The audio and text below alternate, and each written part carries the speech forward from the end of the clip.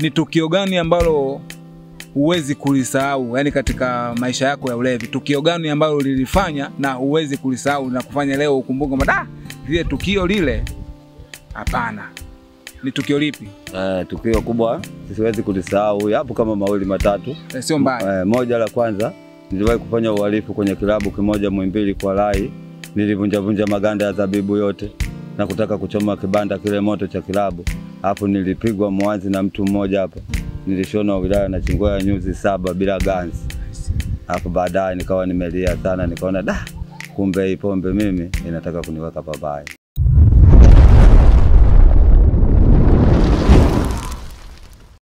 Kumbe walikuwa tayari washafunga, watoe vitu vya ndani vyote. Mimi ili niondoke nitalala wapi na mimba kubwa sasa, hapo mimba miezi 8.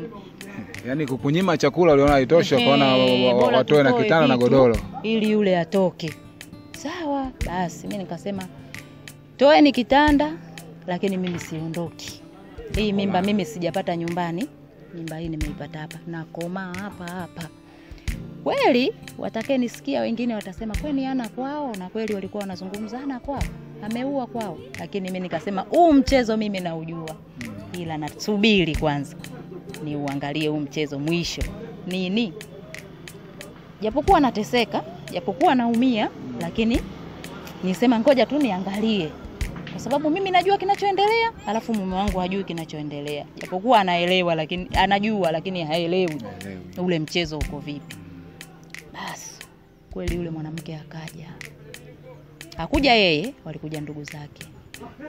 Wakachukua kitanda, wakachukua godoro, wakachukua kabati. Pole sana. Asante. Walivyochukua pale mimi ndo yaani mchozi sikudondosha. Nikasema mimi mjamzito siwezi nikadondosha mchozi. Nacheka na furahi lakini moyo unaniuma. Nikasema nalia moyoni. Sawa, wakabeba wakaondoka. Wale wakaka walikuja kuchukua vitu ndani wanauliza na TV. Nikamwambia jamani, mlivyochukua vinatosha, vingine vyote vya kwangu. Naomba tu mtoke nje. Kweli. Kwani sister si amesema na TV? Nikamwambia TV ya kwangu, TV na TV hapa. Acheni TV. Kulikuwa na mdogo wake mmoja wa kiume, akasemaje? Hapo ulivyokaa usitoke. Yaani walikuwa wanataka kuchukua mpaka sofa. Hapo ulivyokaa usitoke. Yaani yule naye alikuwemo, lakini sasa huruma ukaanza kumuingia. Hii ni dunia. Kesho hela. Basi mimi nimekaa kwenye sofa pale nachezea simu. Wametoa vitu vyao akapandisha kwenye gari yao. Tutaona atalala kwenye nini? Atakaa wapi? Sijui hivi na hivi. Vyombo vipo. Mimi walipoondoka kusema ukweli na mume alikuwepo, hakuondoka kwa siku ile. Yaani wakati haya yote anaendelea kuchukuliwa vitu na nini, mume alikuwepo. Anafungua anatoa nje. Baada ya kutoa nje akarudi ndani. Wale walivyoondoka na gari, yule mwanaume akaanza kulia. Nikamuuliza unalia nini? Hamna. Akachukua maji kwenda kunawa nje. Mimi nikachukua kitenge cha kwangu. Nilipata neti ya mimba hospitali. Yule alichukua mpaka neti. Basi nikachukua kitenge changu, nikatandika pale chini, nikamwambiaje, chukua hii neti igongee, mimi nilale chini.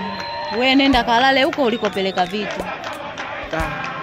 Yule baba kusema kweli alikuwa analia tu, amekaa kwenye kiti analia. Basi nikaenda pale, akagongea tukafunga. Mimi nikachukua shuka yangu, nikaingia chini kwenye kitenge na mimba langu kubwa. Nikalala. Asubuhi yale mambo yashatapakaa. Si unajua nyumba za kupanga. Kuna rafiki yake mmoja akamfuata. Akamwambia mama, dada yangu ulichokifanya sicho. Mungesubiri kwanza ajifungue yule dada, mkaja kuchukua vitu. Huyo mkweo ungemwambia aje kuchukua wakati yule dada amejifungua. Ana yeye asichondokea kwao nini? Si tushampa mpaka nauli. Wanatafuta mpaka nauli wananipa. Waliniletea 37,000. Kipindi kile nauli 23,000 kutoka Dar kuja na Chingwea. Wakanipa 37,000. Nikamuuliza mume wangu, hii hela 37,000 itanifikisha na Chingwea? Na nikifika mimi hali yangu kama hii nilokuwa nayo itanisaidia nini? Nitakutumia. Nikasema huo uongo. Mtu akishaondoka ameondoka, uwezi wewe ukamtumia hela. Na mimi haya mapenzi nayajua. Wewe tayari uhamie kule kwa mwanamke.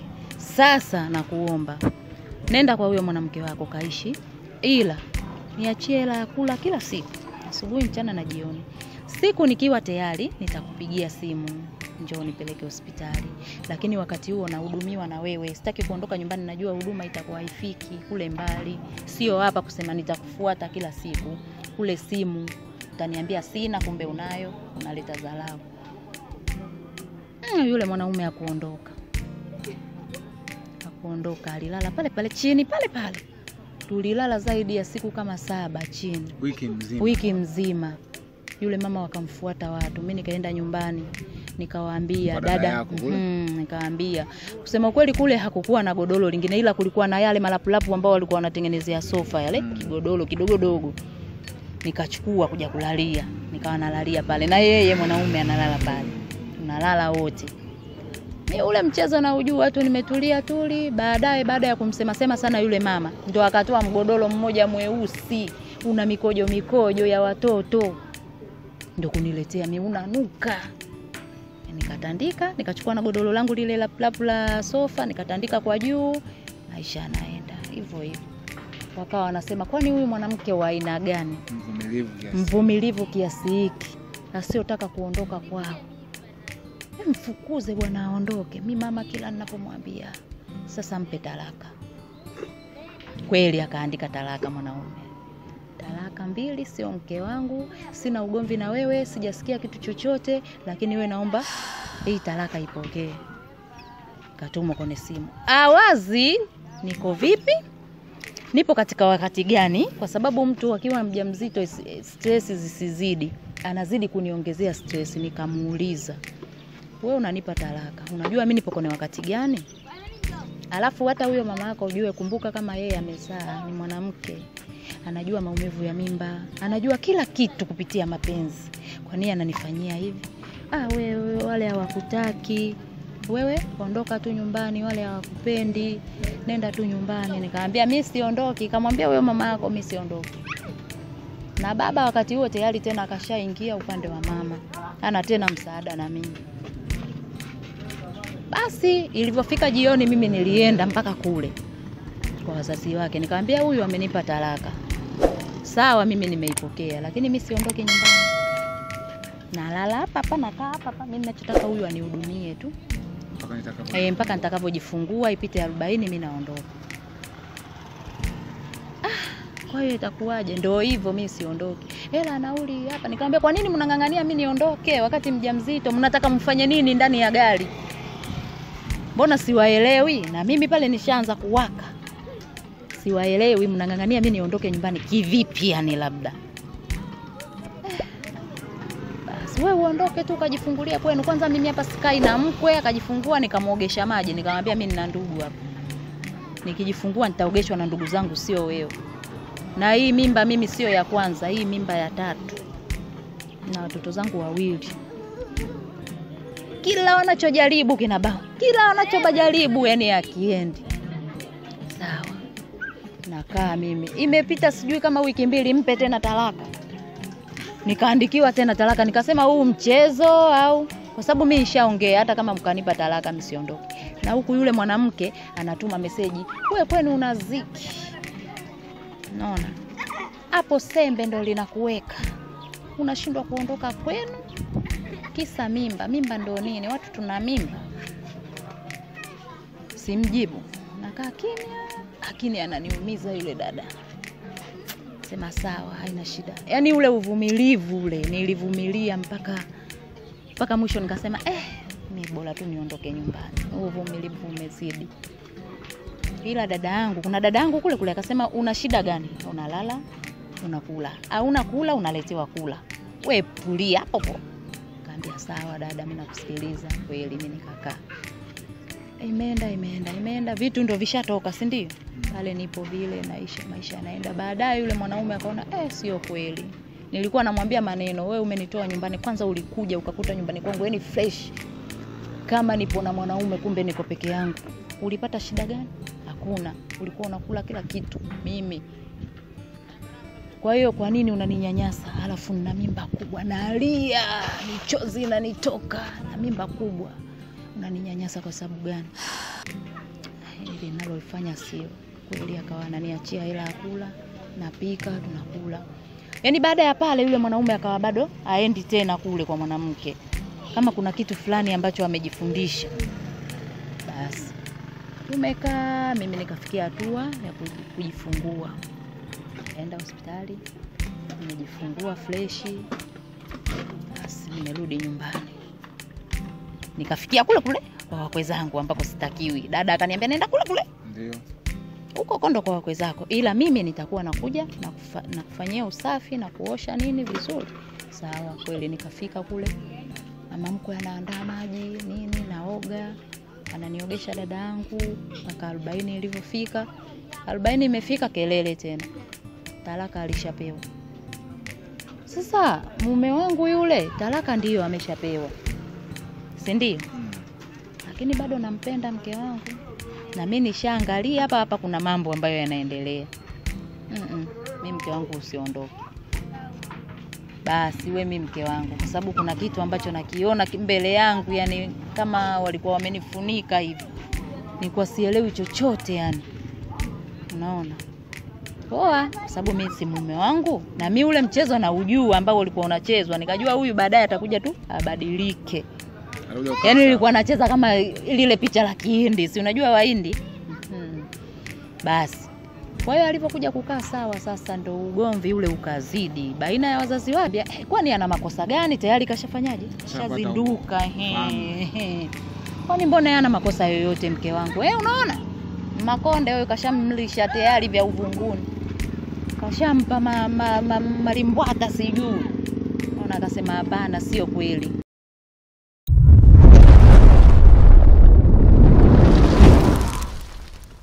Nilikaa ndani kwa ujeuri tu wa kufanya zoezi moja la kujifanya kuwa trafiki wakati nimelewa, kusimamisha gari la polisi na kuwauliza kwa nini nimejaza sana.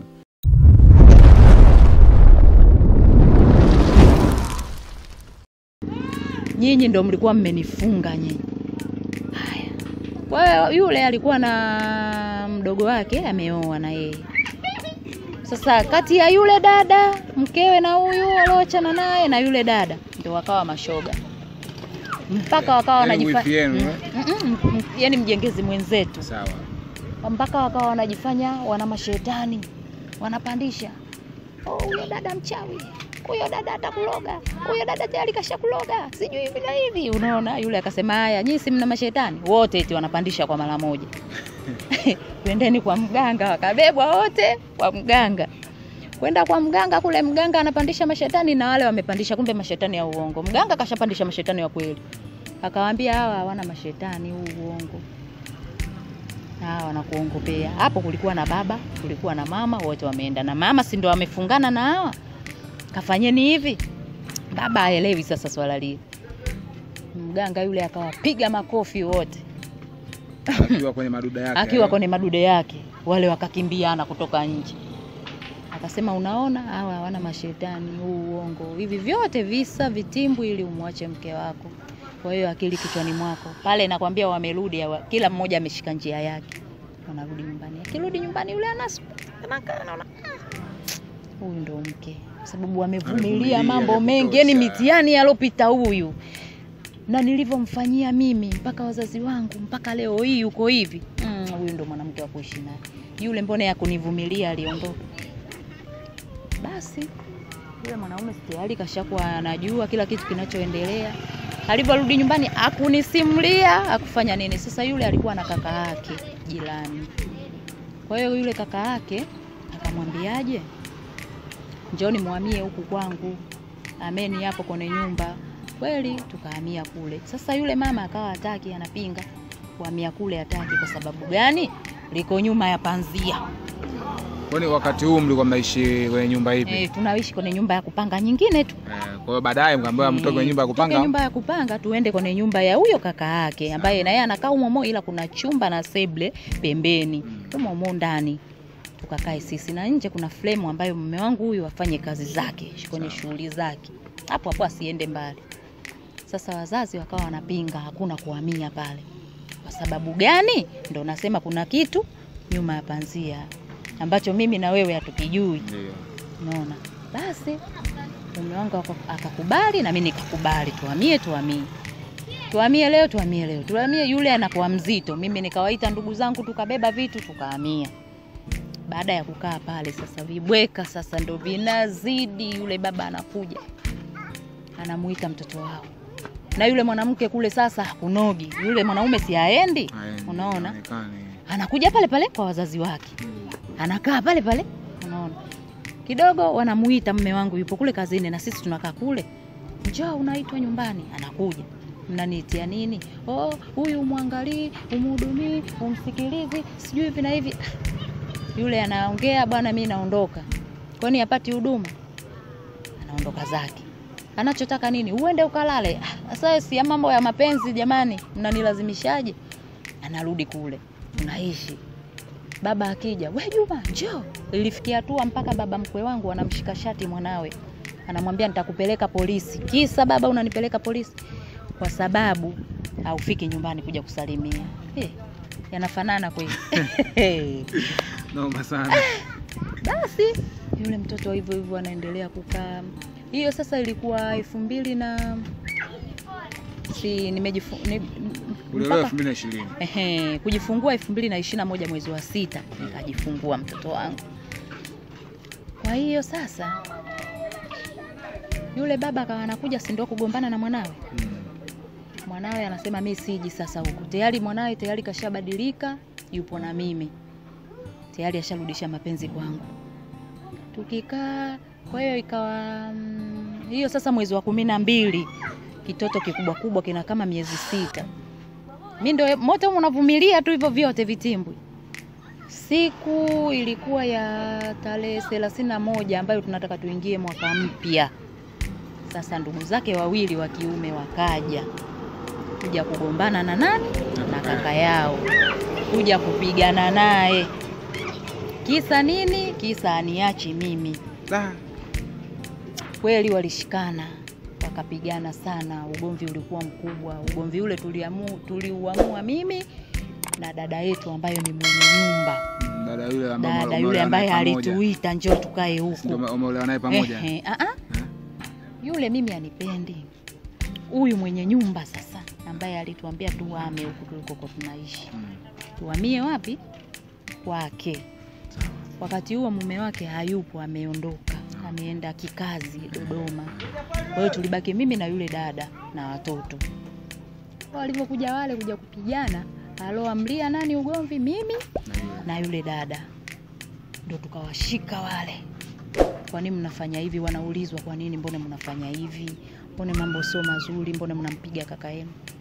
Nataka huyu dada achane naye.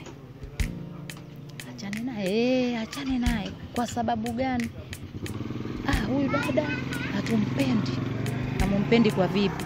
Hatumpendi tu, ana mambo ya kina nini, yani anamfanya kaka yetu hata asahau watoto wake.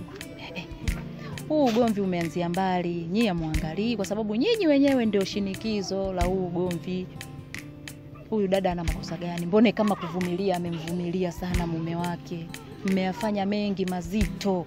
Na yule si tulimsimulia mengi mazito, Basi ugomvi ulivyoishia na yule kaka walimtoboa hapa huyu mume wangu. Na nini? Walimfinya yani na kucha, wakamtoboa hapa, wakamchania nguo zake. Basi yule kaka akasema, mume wangu sasa kwa hili lililofikia mume wangu, mke wangu, tuondoke. Twende tu hata kwenu, mimi sioni aibu yoyote. Kwa yote nilokufanyia, lakini wewe bado pamoja upo pamoja na mimi. Kweli nikamwambia poa, haina shida. Tukatoka pale tukaenda kwa mjomba wake yeye. Kwenda tukamsimulia, akasema kweli nyinyi mmepata shida. Hili swala nitalibeba mimi. Nitalivalia mimi njuga. Kwa hiyo naomba tu muondoke.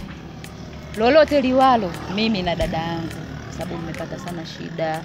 maneno mengi, amepata sana shida huyu toka mimba mpaka leo hii. Mimi nilijua wameacha, kumbe bado yanaendelea. Sawa.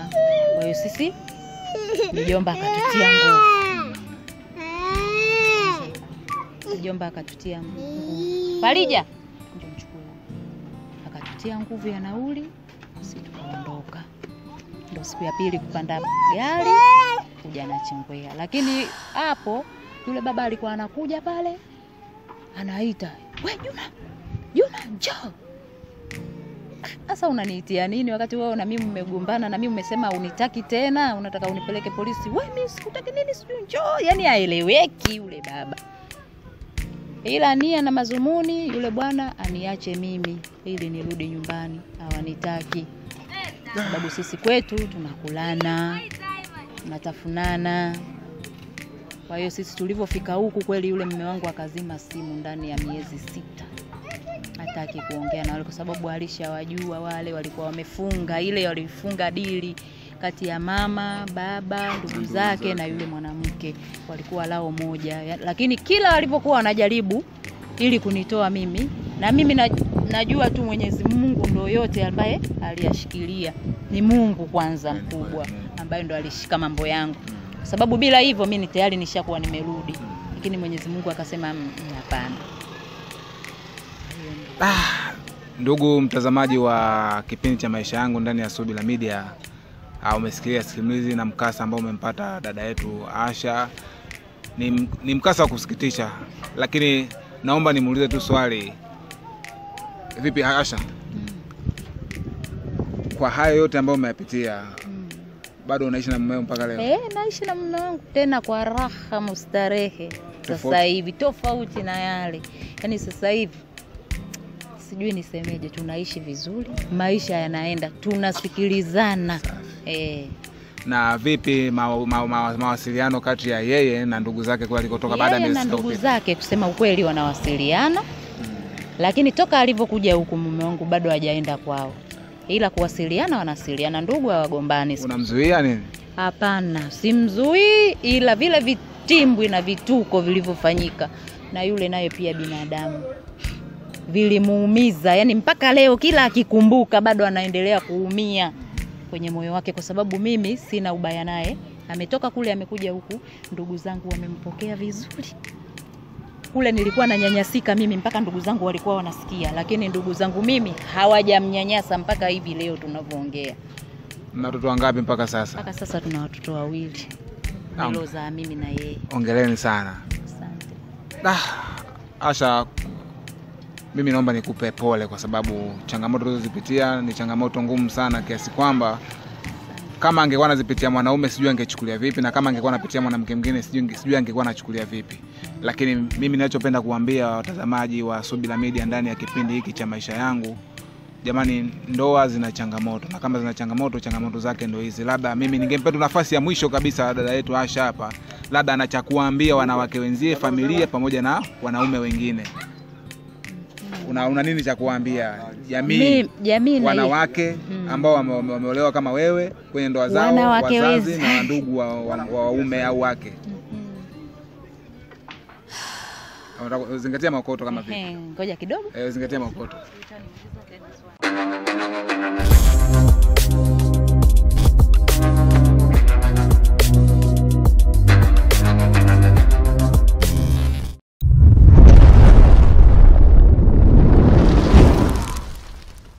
Naona bwana. Kwa hiyo defender ile likalisimama ofisini kwangu. Majamaa wana bunduki takriban bunduki kama ziko 6. Naona bwana wanazo. Naona bwana kwa kujua defender wengine ndio wameruka kabisa nini, na mkuu wa kituo naye yupo mumo. Wale takriban ndio hesabu walikuwa kama 26. Naona bwana wamekuja kunifuata mimi tu.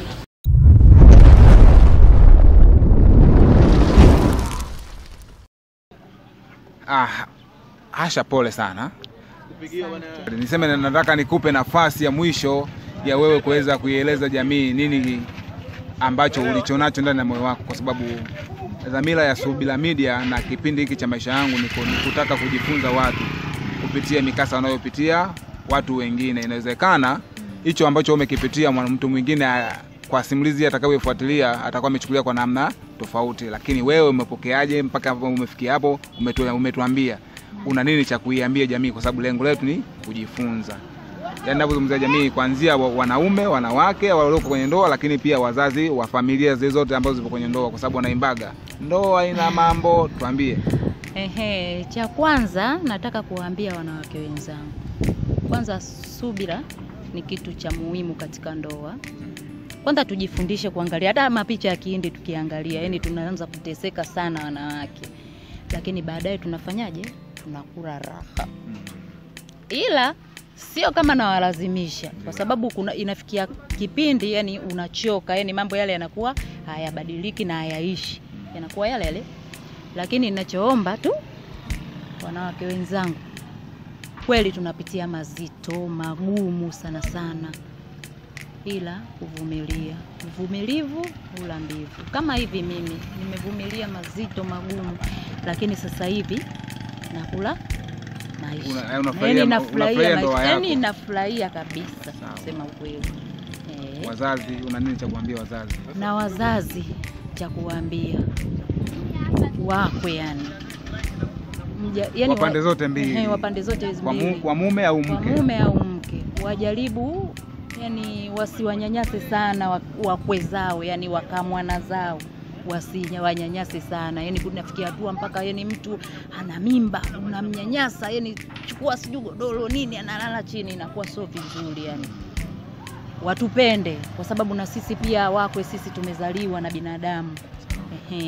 Kwa hiyo wasiwe na roho ngumu sana mpaka unafikia hatua, sababu na wao pia wamezaa. Je, watoto wao wakifanyiwa hivyo watalizika? Kwa hiyo nawaomba tu yani watu wache kidogo, yani watu sijui nisemeje yani. Uko vizuri, lakini nikupe nafasi nyingine ya upendeleo. Tumekuja kwenye eneo lako la biashara na kwenye maeneo haya tuliopo, mimi naomba uwakaribishe wateja waliopo katika maeneo haya kwenye biashara yako na waitambue biashara yako ili waweze kuja kukusupport, kwa sababu ndio kitu kinachokuendeshea maisha. Waambie uko wapi na waje kukutembelea. Mimi nipo hapa panaitwa Pachani au Meru kwa jina maarufu kwa sasa wanaita Meru. Jirani na Manawasa. Jirani na Manawasa. Genge langu lipo jirani na Manawasa. Kuna huduma zote, nyanya, vitunguu, yani kila kitu, mboga nini unapata. Kwa hiyo nawakaribisha wateja wa mbali huko Tunduru, sijui Nangwe, Kipaumbele, mjini penyewe wote nawakaribisha wateja. Wakija hapa wanapata huduma zote, makabichi tunakatakata wenyewe, kila kitu yani. Kwa hiyo nawakaribisha wateja wangu wajae ili nifanye biashara na mimi kama wanapofanya biashara watu wengine. Sawa. Kama alivyosema dada yetu Asha hapa, ukiwa umemizi kujilamba basi njoo kwake hapa, unaweza kupata nafasi ya kujilamba. Lakini mimi nichukue nafasi kama mume au nichukue nafasi kwa wanaume wenzangu. Bwana, kitu ambacho amekifanya mume wa Asha anastahili heshima. Kuna wakati alikuwa anayumbishwa na familia, lakini kuna wakati alikaa na kutafakari akaona mapaswa kaa sawa. Hivi ndivyo ambavyo tunapaswa wanaume kuishi katika ndoa zetu, kwa sababu ndoa ni ya watu hawa wawili na sio ndoa ya watu wengi au sio ndoa ya familia mzima. Mimi naomba sana wanaume wenzangu, tuheshimu sana ndoa zetu, tuheshimu wake zetu. Pindi tunapoona wananyanyasika wake zetu, basi tusimame vifua mbele kutetea kama wake zetu. Lakini pia wazazi, inawezekana sababu inaweza kuwa ni uchumi, sababu zikawa na vitu vingine, basi mtuachie tuwe free katika ndoa zetu ili maisha yaendelee, kwa sababu mpango wa riziki ni mpango wa Mungu mwenyewe na mpango wa ndoa ni mpango wa Mungu mwenyewe, ndio huwa anayetukutanisha. Mimi nakwenda kuhitimisha kipindi hiki, lakini kabla sijahitimisha kipindi hiki naomba nitoe shukrani zangu za dhati kabisa. Shukrani za kwanza kabisa nakwenda kwa dada yangu hapa Asha, ambaye alinipigia simu tukawasiliana tukaona tuje tukufanye kipindi hiki ndani ya Subira Media katika kipindi chako pendwa kabisa cha maisha yangu. Lakini shukrani za pili naomba ziende kwa watazamaji ambao mnafuatilia Subira Media na kipindi hiki cha maisha yangu. Naomba msisite kuendelea kufuatilia, kwa sababu vitu na mikasa mbalimbali simulizi zinakuja. Lakini shukrani za mwisho kabisa zinakwenda kwa DOP wangu au Director of Photography kwa lugha yenye pesi ya Kiswahili, mpige picha wangu na kameramani wangu anayeongoza kipindi hiki. Heshima sana kwako. Lakini nikitoka kurespect kwa Digo Spark, naomba nisimsahau producer wa hiki kipindi popote ulipo, Kishada, salute sana. Na anayeongoza kipindi hiki au dereva anayeongoza hiki kipindi ndani ya kamera ni mimi, presenter mwenye njaa, wengine wananiita Kizito. Karibu sana Subira Media. Asante.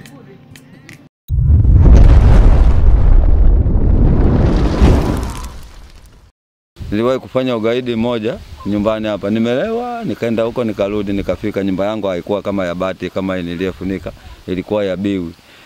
Ni mwenyewe nilipokuwa nzima nilijiuliza, nimerogwa au vipi? Niliingia ndani na kuipiga yule nyumba moto. Na nikiwa ndani mule na nyumba inawaka. Shemeji akaja, akapiga teke mlango, akaingia, akanikuta nimekaa nimeloa jasho na nyumba inaungua.